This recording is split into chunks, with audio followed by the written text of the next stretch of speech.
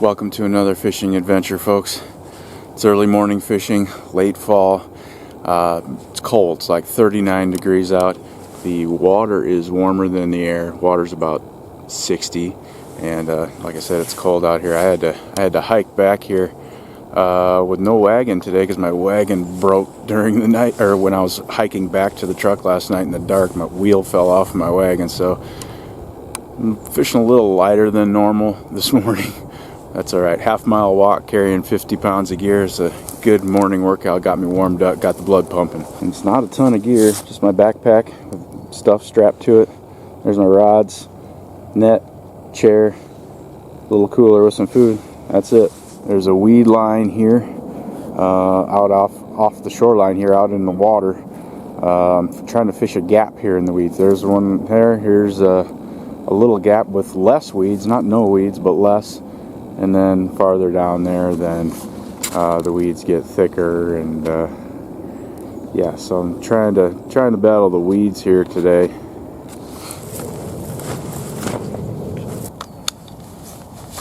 The amount of weeds that there are here right now, I imagine it was really bushy during the summer. I just got to stomp down some of these, like bend them over at least, so they aren't catching on my lines.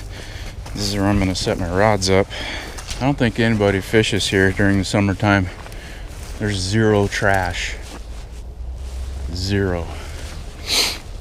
I am on a road trip about 4 hours away from home, and last time I was here was early May of this year.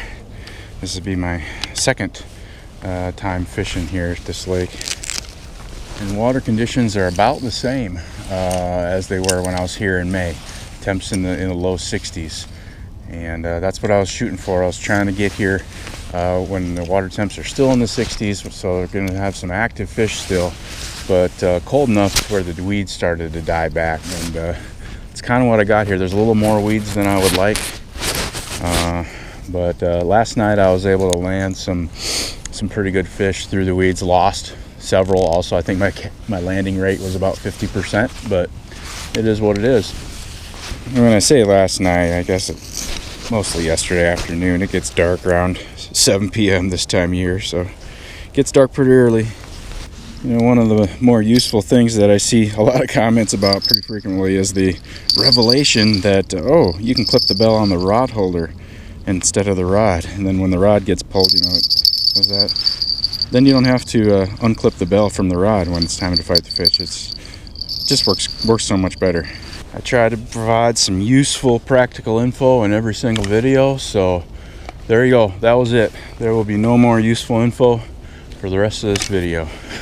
I'm not going to talk about the gear today. If you want to see what rods and reels I'm using and tackle and gear and all that stuff, it's all in the description if you want to check it out.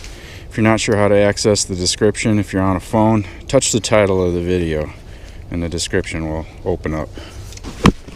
And when I was here in the spring with the water temps in the 60s, I just walked out into the water in my shoes and got my feet wet, and it wasn't too bad. But with the air temps being in the 30s, I definitely don't want to have wet feet walking around in 30-some degree temps. Hook bait I'm going to be using today is spicy sriracha tiger nuts. After using many different types of hook baits and many different flavors, I've concluded that the flavor doesn't matter very much. My suggestion is just pick one that you like the scent of. And you can make these baits yourself. I have a video on my channel detailing exactly how I make these baits. But if you don't want to do that, you can buy them from me too if you want. I like making stuff myself, like baits, and I get why some people don't, though. You know, it's not for everybody. You don't have time, or you just not interested in it, or you know, you just only go fishing a few times a year. It makes more sense to just buy a jar of baits. This pack bait is stuff that I mixed up on the tailgate of the truck right before I started walking back here. It's made of old-fashioned oats, can of corn, can of chili beans, and some sweet feed pellets. That's horse feed. It's really cold. I'm just gonna pack it around this 3-ounce feeder sinker here. 3 ounces just because what I had on yesterday, I was fishing in some windy conditions yesterday. 3-ounce works better for that. Keeps the bait pinned down a little better than a 2-ouncer, but a 2-ouncer would work fine today. There's very little wind. I've had some people request 1-ounce feeder sinkers, and unfortunately, I'm sorry, I'm probably never going to make those.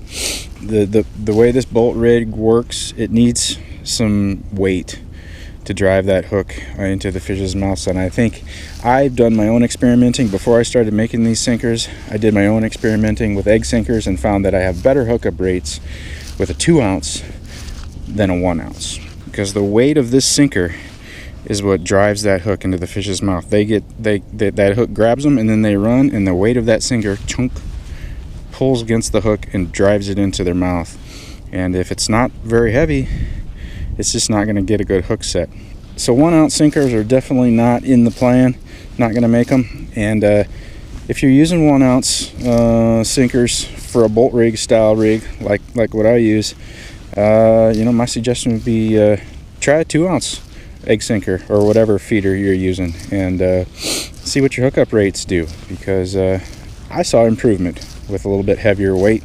This spot where I'm fishing here is one arm of a fairly large reservoir. This is a flooded valley right here, and out in the middle it's about 20 feet deep or so. And with the water being as chilly as it is, I don't think the carp are going to be right next to the bank in these weeds. In the summer, I bet they definitely root around in these weeds that are just offshore here. But I've been fishing. Yesterday I was fishing 7 to 8 feet of water, and that's where they were at. I've seen a couple of fish rise here since I've been getting ready, and that's about where they're at too. That's about 1/3 of the way across there, so it's going to be about 35-40 yards out.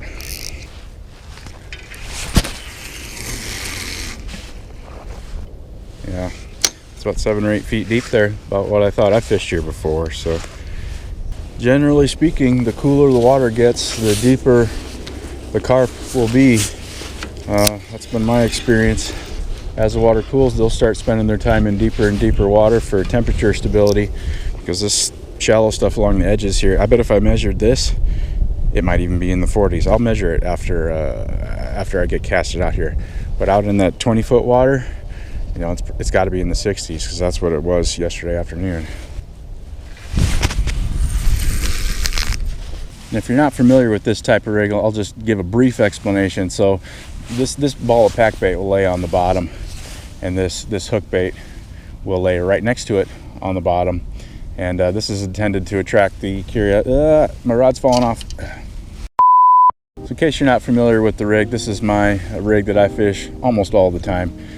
Pack bait here, short leader down to the hook bait with the hair rig tiger nuts, and I don't tuck it in like a lot of people like to do.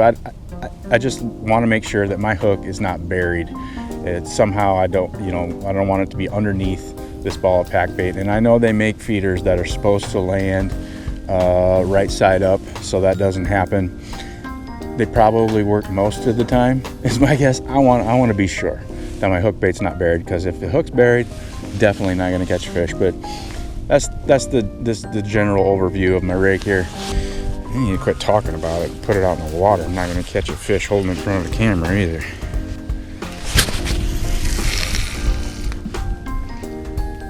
I have not pre-baited this spot at all. Come on. Come on. Everything just is harder when it's cold. I have not pre-baited this spot at all.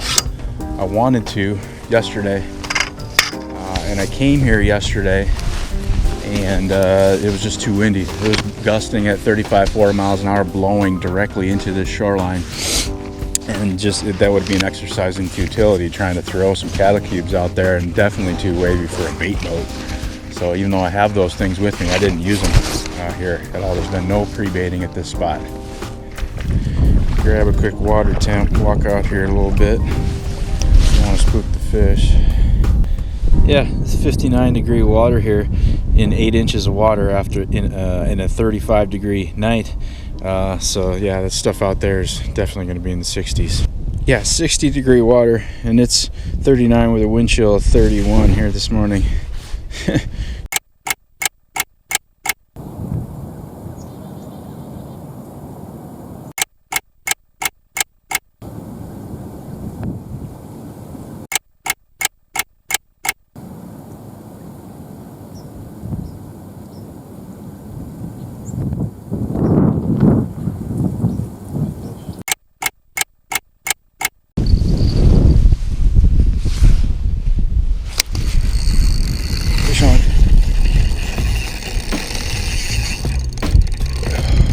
bite.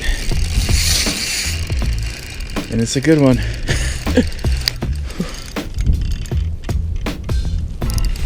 It's been about an hour and a half of just cold, quiet. It's been pretty nice. This is nice too. I saw a fish surface over here on top of this bait multiple times over the last half an hour or so.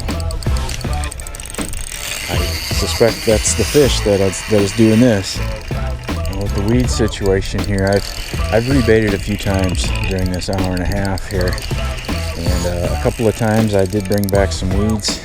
I think there's a few different weed lines out there. I've casted at a few different distances and noticed that farther out there's a second weed line. So I'm kind of trying to get between this weed line close to shore and the second one there. And been getting some nice thuds on the bottom when my bait hits the bottom. Making sure it's in a clear spot. This fish is heading left. He's heading over into those thick reeds. I gotta go out here.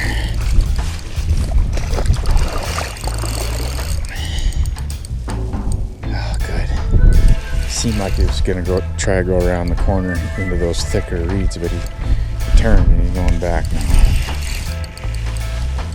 And the net's back there. I gotta get that. He's getting close.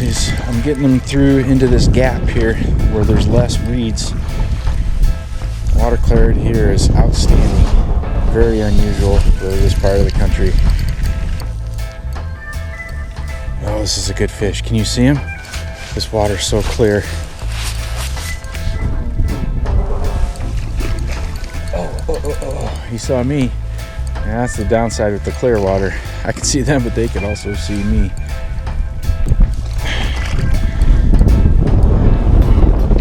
Come on in here. Yes. Got him on the first try. I didn't really want to walk out any farther, but I just couldn't resist, and I got water up over my boots a little bit. Oh well. Yeah, really nice fish. First fish of the day. I'm not going to weigh this fish. Mid-teens would be my guess. 13, 14, something like that maybe. A little sunlight on there. Sun's coming out, it's warming up a little bit. I think the temps are finally up in the 40s in the air temps, but this fish feels warm to me compared to the air temp. But they're still feeding. Water temps in the 60s.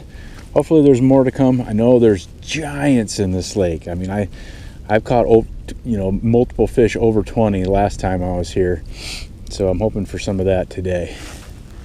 Good start though. Off you go. Yeah, that clear water is incredible. Yeah, I was just starting to get to the point where I was starting to think about, well, if I get skunked here this morning, am I going to come back here again tomorrow morning and try this spot again, or try a different spot?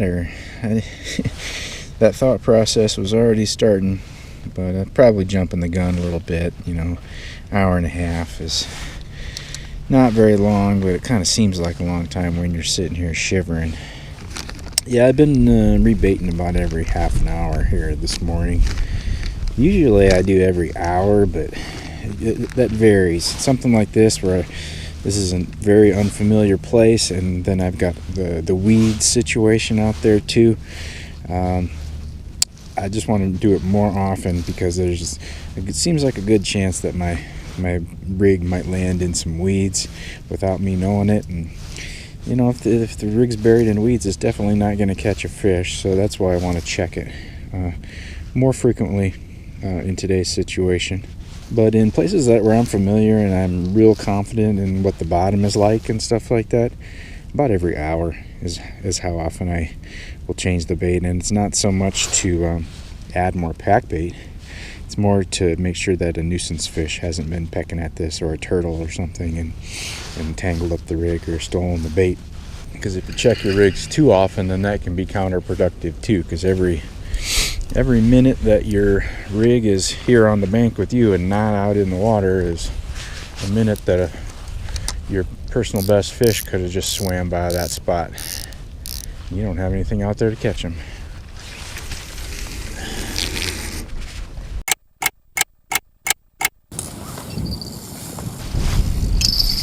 go.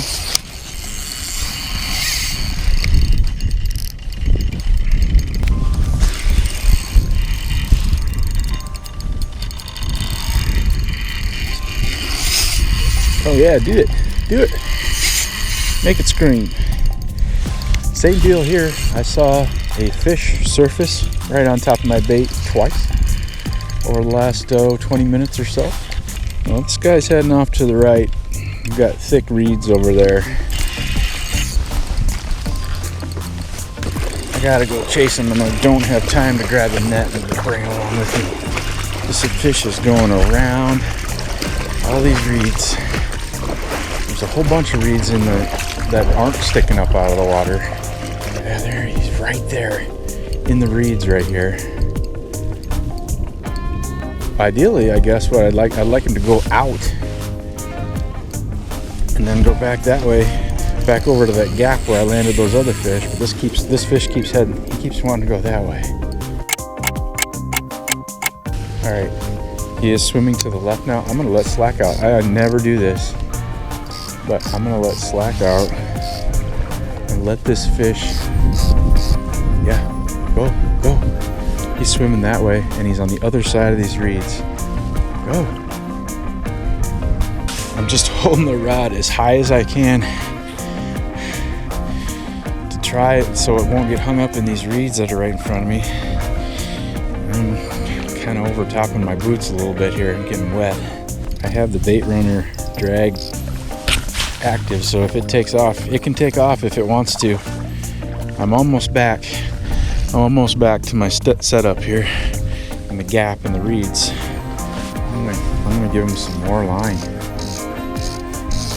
Come on, buddy, get out there a little deeper. I want him to get out deeper water and then come around and get into this, come in this gap right here. Because if I try to drag him through these reeds, he's gonna get off for sure. Once I stopped applying hard pressure to this fish has kind of relaxed, and it's just gently moving in the direction that I'm pulling, but pretty soon he's gonna see me. All right, putting some pressure on him now.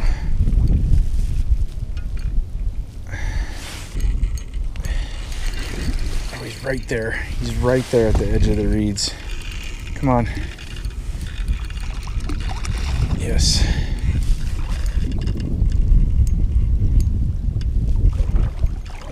Yes. Now he's on my side of the reeds. Boy, that was quite an ordeal. I guess it's not over yet. Get in here. Yes. Thank you, fish. That worked out real nice. Yeah, he was just on the other side of those reeds right here, and I was way down there, and I can't believe I got him all the way back here. What a lucky, very, very lucky. What a challenging fight that was. Wow. This fish really put me to work. Really surprised that I actually got him in. I figured he was gonna start rubbing his mouth up on those reeds and just dislodge the hook, but got lucky, got him in. I'm not gonna weigh this fish. Kind of on the teen side, kind of like the first fish. Low teens, I'd call this one. It's warming up. I think the air temps are probably getting close to 50 now, finally getting a little more comfortable for me. And hopefully the bite will pick up as the day warms up a little bit more. All right, get on out of here. Oh, we're going that way, huh? Okay, see you. Hook baits did not survive that fight. I'm going to replace them. What am I using again? I forgot. Spicy sriracha tiger nuts.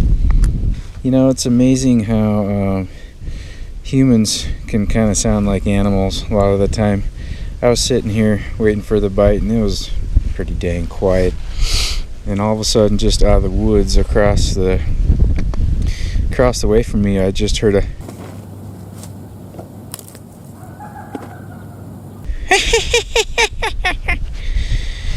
and it kind of startled me, and it kind of sounded like some kind of monkey cackle or something like that, you know, and it sounded just like an animal, but it was a woman's laugh. There's some kind of walking trail over there in the woods over there. You know, I regularly get comments from people. I just saw one on my phone here earlier. People who are asking about the bait, like, what bait are you using? And you know, and I say it in every single video, you know.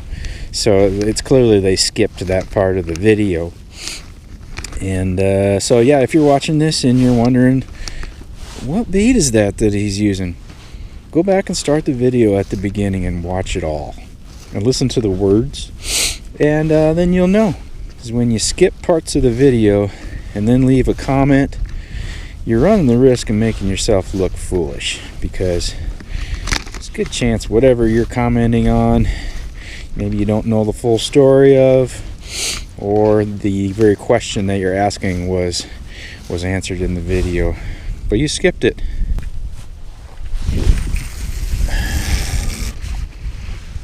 Both fish this morning were kind of on the smaller side for the average fish that I've caught here at this lake. One of the main reasons why I like coming here is because the average size fish is big, you know, 14, 15 on average, with some 20s mixed in, but the first two fish today are on the smaller end of that average. Hopefully the next one will be on the bigger end.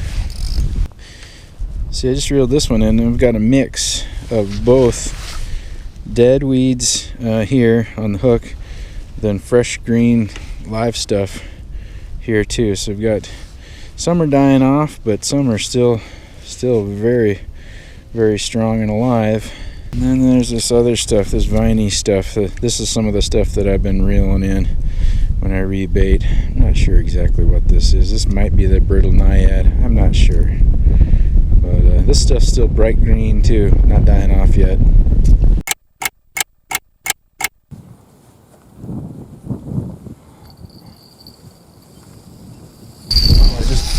Bending down to check the middle line because the wind had moved it a little bit, and this one just took off. Sweet.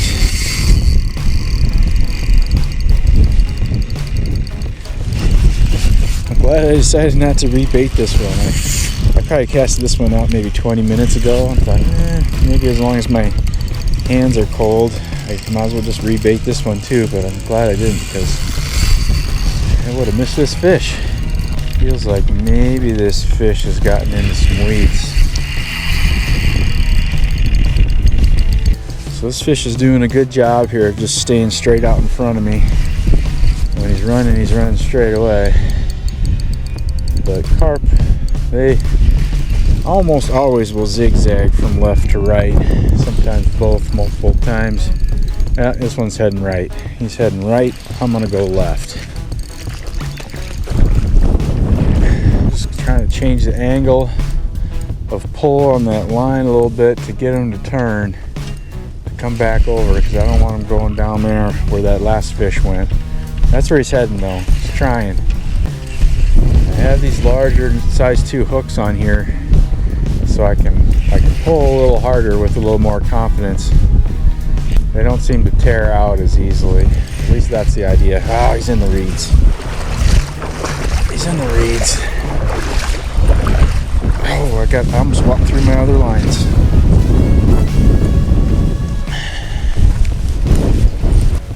He's right here in the reeds. Can't see the fish. I can just see where the line. I see the reeds moving and where my line is going into the water. I'm gonna do the same. I'm gonna give him some line. I'm gonna give him line. You're free to run. Get out. Go out into the deep stuff again.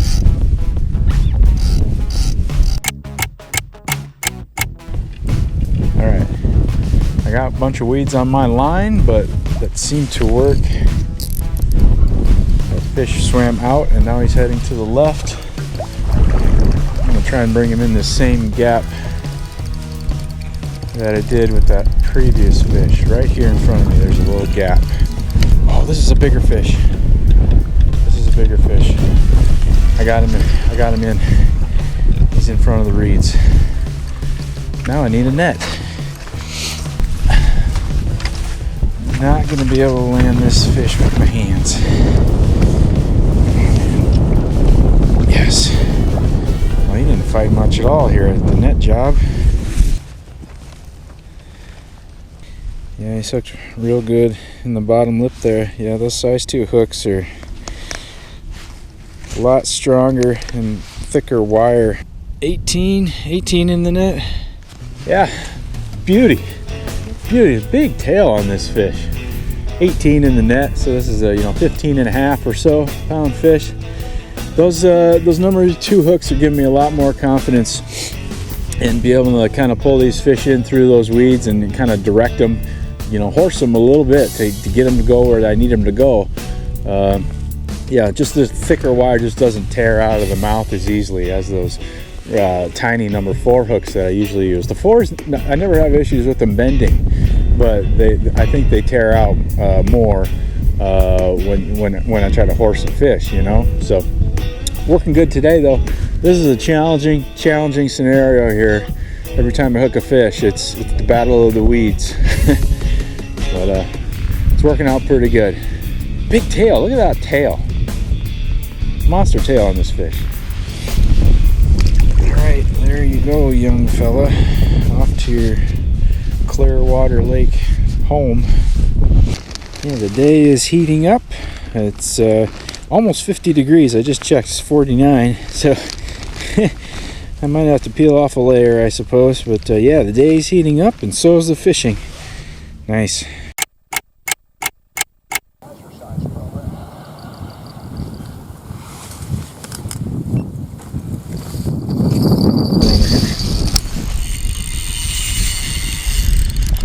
I wonder if this fish has been cooked for a while. I was seeing the rod tip. So, seems like we got the same kind of deal going on here. Instant replay. Fish is heading to the right, over into the reeds, and we're gonna go do the reed dance here. Let's go do it. I'm gonna let him go. You wanna go? Go. Go ahead, go out deeper. I'm gonna go out deeper, and then I'm gonna pull him over this way.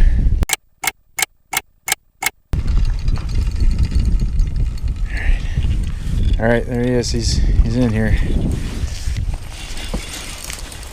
I gotta hurry up, go grab him before he runs back out there. Yes.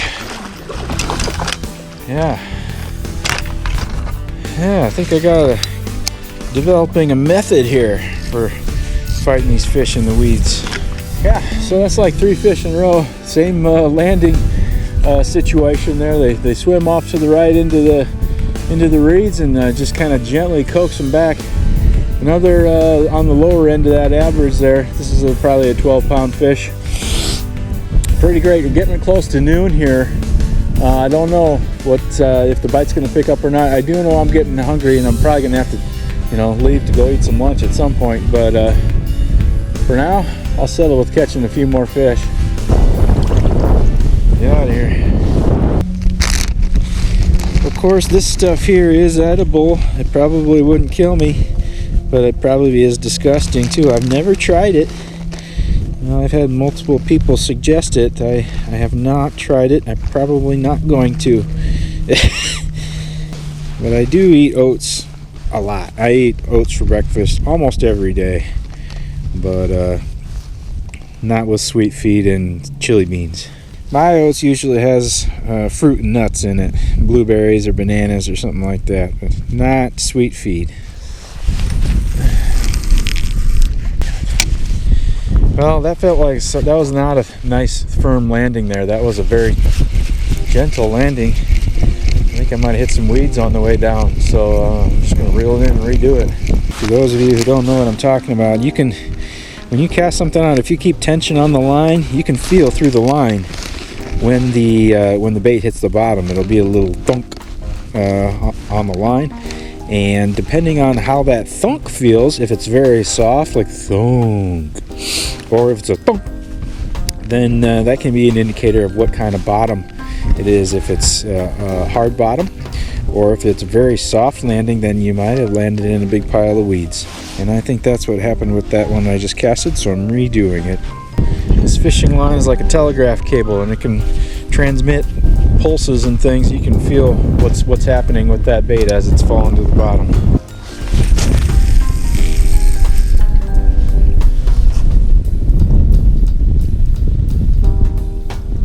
Thunk.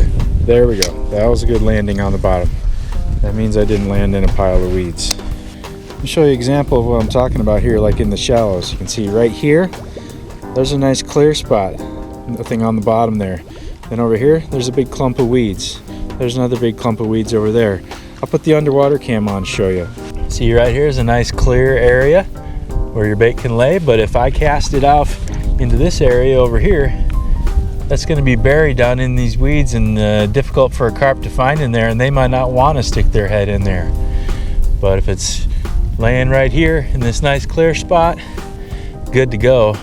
And as you can see, this whole area is just dotted. There's clump of weed there, clump of weed there, clump of weed there. There's a rock. There's a rock right there. The bait could land right on top of that, a rock like that. So yeah, how your bait lands on the bottom is something to pay attention to. It can help you put your bait in a way that's presentable, and the fish is going to find it.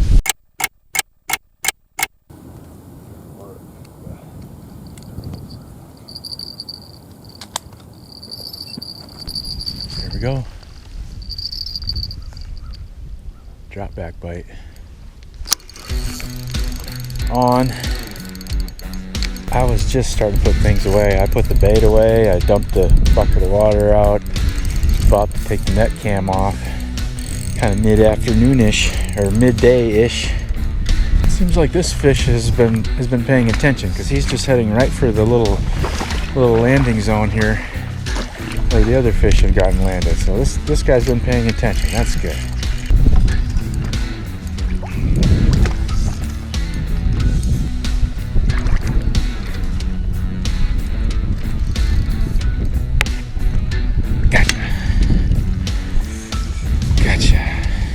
A smaller fish bringing down my average. Yeah, like I said, I was getting ready to pack up, and I think I'm going to do that. It was a lot of fun battling the fish in the weeds today. Tune in next week, see what happens my afternoon session later today. Thanks for watching. I appreciate it. See you on the next one.